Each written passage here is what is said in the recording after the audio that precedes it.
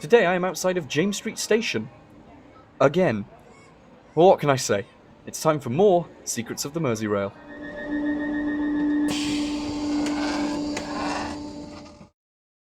So let's make our way inside, which normally is done via the lifts or the Water Street entrance. However, in the booking hall there is also a flight of stairs which are only ever used in an emergency. Heading into the station, we return to the disused Platform 2, which, following the opening of Platform 1 as part of the Underground Loop in 1977, became redundant. Well, not entirely. The tracks from the platform lead through the original Mersey Railway tunnel to the Northern Line platforms at Liverpool Central, which is now dubbed the Stock Interchange Line, as it is the only section of the network that allows transfer of rolling stock between the Wirral and Northern Lines. And bonus fact, the Northern Line platforms at Liverpool Central are the original Mersey Railway terminus. Time to leave Liverpool Central and pay another visit to Kirby. So I've come back to Kirby to talk a bit more about the upcoming Headbolt Lane station. Headbolt Lane is going to be a slight oddity when it first opens, as the track will initially not receive electrification, and will instead be the first station to be served solely by battery-fitted Class 777s. The use of these batteries has also opened up proposals for extensions to places such as Skelmersdale, Preston and Warrington.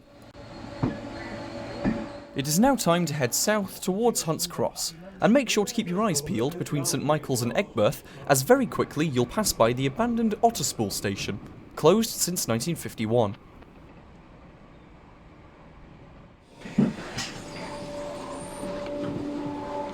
So I'm back at Hunt's Cross again to show you that this is the only station on the Merseyrail network in which the City Line shares a physical island platform with the Northern Line. South Parkway and Lime Street do share the City Line with the Northern and Wirral lines respectively, however on different platforms. Heading back up north, our next stop is Maghull. But on the way, if you smush your head right next to the window when approaching Liverpool Central, you'll just be able to see the old tunnel portals to the now demolished Liverpool Central High Level station.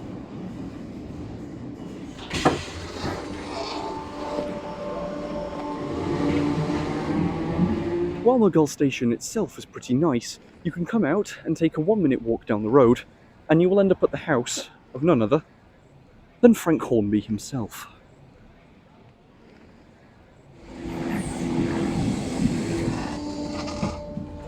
Time to head back into Liverpool, where our next stop is Moorfields. So, you may recall from last video how I talked about Moorfields, despite being underground, you still need an escalator to get into it. Well, there's a reason for it. In the 1960s, plans were drawn up to build a large series of overhead pedestrian walkways around the city centre of Liverpool at first floor level.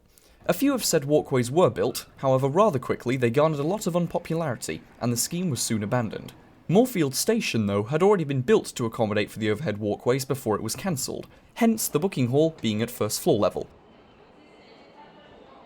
Speaking of abandoned plans, near the station is the location of the old Cavern Club, a venue in which the Beatles played at, which was closed in 1973 to allow construction of a ventilation shaft for the Underground Loop, which was subsequently never built.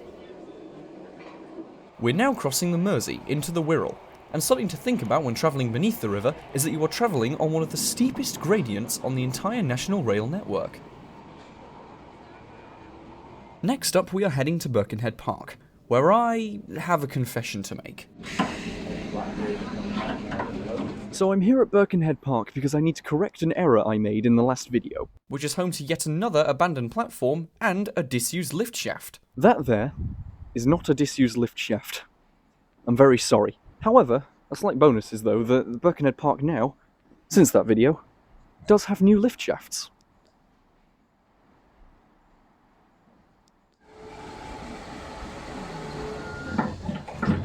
Heading one stop along the line, next stop is Birkenhead North. So we're going to be taking a brief walk up the road from the station here, and I'll explain why. So something I mentioned in the last video was how the Wirral line, part of it, was formed by electrification of the Wirral Railway, on specifically its New Brighton and West Kirby branches. But there was a third branch of the Wirral Railway that did not get electrified, the Seacombe branch. The Seacombe branch split off between Birkenhead North and Wallasey Village, calling it two stations, being Liscarden Poulton and Seacombe. The branch was used for both passengers and freight, the latter being the more common usage. Thus, when the Wirral Railway received electrification, the Seacombe branch was omitted. The branch then ceased passenger service in 1960, followed by freight service in 1963, where the branch closed for good. And here is where you can see some of the old remaining tracks from that branch of railway.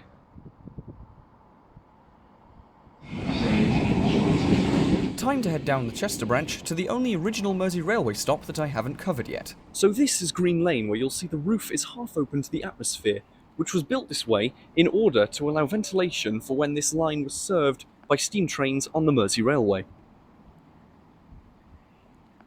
Moving on further down the Chester branch, look out on either side between Capenhurst and Beach to see the abandoned Upton by Chester station, which closed in 1984 after being replaced by Beach. And with that, we are arriving at none other than Chester. And that leaves us at Chester, which once again marks the end of another journey. So thank you for watching this video. If you enjoyed it, please leave a thumbs up and a comment and subscribe, you know the deal. But yeah, hope you enjoyed, subscribe for more. I'll see you next time. Goodbye.